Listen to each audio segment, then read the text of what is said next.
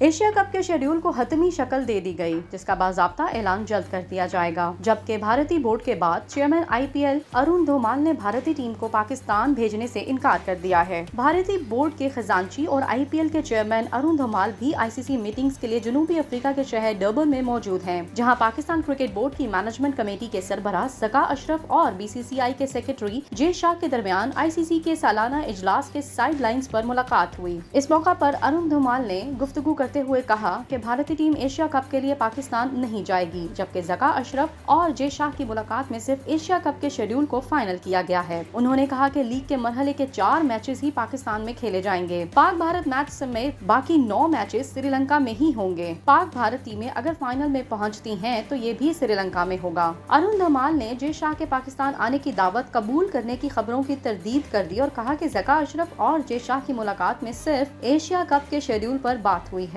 भारतीय टीम या भारतीय बोर्ड सेक्रेटरी के पाकिस्तान जाने के मामले पर बात नहीं हुई।